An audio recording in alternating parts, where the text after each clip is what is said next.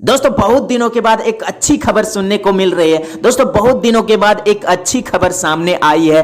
घटना के लगभग 2 साल बाद एक इंसान की शक्ल में जानवर को अदालत ने फांसी की सजा सुना दी है। दोस्तों इंसान की शक्ल में उन सारे भेड़ियों को, उन सारे जानवरों को, उन सारे कुत्तों को फांसी की सजा जरूर होनी चाहिए जो दोस्तों इस देश की बेटी को बेटी नहीं समझते हैं, जो इस देश की बहनों को बहन नहीं समझते हैं, जो इस देश की बहन बेटियों के साथ जुल्म करते हैं, जो इस देश की बेटी के साथ दुष्कर्म करते हैं, जो इस देश की बेटी के साथ दुष्कर्म करके जान से मार देते हैं। दोस्तों हाथरस कांड में मोनू ठाकुर को हुई फांसी की सजा। साथियों के साथ मिलकर मोनू ठाकुर ने नाबालिग बच्ची के साथ दुष्कर्म करके जिंदा जला दिया था। दोस्तों ये बहुत ही अच्छी खबर सामने आई है, दिल को सुकून कर देने वाली खबर सामने आई है और मुझे यकीन है दोस्तों आप इस खबर को सुन करके बहुत ही सुकून महसूस कर रहे होंगे। दोस्तों कोर्ट के इस फैसले से योगी सरकार को जोरदार तमाचा पड़ा है, क्योंकि दोस्तों योगी सरकार नहीं चाहते थे कि हाथरस की बच्ची को इंसाफ मिले, क्योंकि उसके इंसाफ के लिए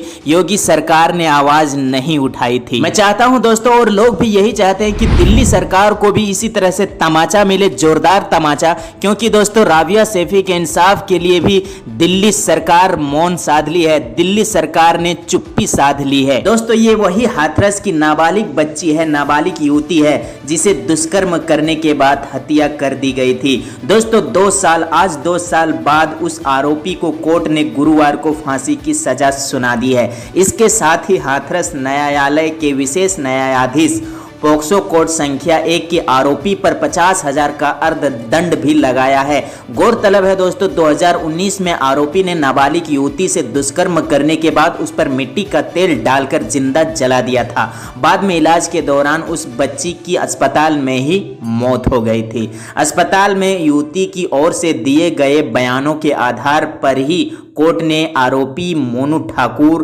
को मौत की सजा सुनाई है। दोस्तों अगर इसी तरह से दुष्कर्म के आरोपी को सजा मिलती रही तो दोस्तों इस देश की बेटियों के ऊपर कोई नजर उठाकर देखने की हिम्मत नहीं करेगा। दोस्तों आज सरकार की लापरवाही की वजह से ही देश की बेटियों के साथ जुल्म हो रहा है। आज सरकार की लापरवाही की वजह से ही देश की बेटियों की इज्जत उछाली जा रही है। आज सरकार की लापरवाही की वजह से ही देश की बेटियों के साथ दुष्कर्म हो रहा है। आज सरकार की लापरवाही की वजह से ही देश के बेटियों को इंसाफ नहीं मिल पा रहा है। दोस्तों इस देश की बेटी राबिया सैफी के साथ क्या हुआ आज पूरा देश जानता है। पूरा देश जानता है कि किस तरह से राबिया सैफी को चाकुओं से मारा गया, किस तरह से जुल्म किया गया, किस तरह से अत्याचार किया गया, उसके शरीर के अंग काट दिए गए, बहुत ही भयानक उसको मौत दी गई। लेकिन दोस्तों आज तक और अभी तक कोई भी सरकार, चाहे दिल्ली की सरकार हो या केंद्र की सरकार हो या कोई भी पार्टी, अभी तक राबिया सैफी के इंसाफ के लिए आवाज नहीं उठा रही है। ना कोई भी पार्टी, ना कोई भी सरकार ये चाह रही है कि राबिया सैफी को इंसाफ मिले। ये सरकार की लापरवाही नहीं है तो फिर क्या है दोस्तों। लेकिन दोस्तों लगातार हम राबिया सैफी के इंसाफ के लिए आवाज उठाते रहें,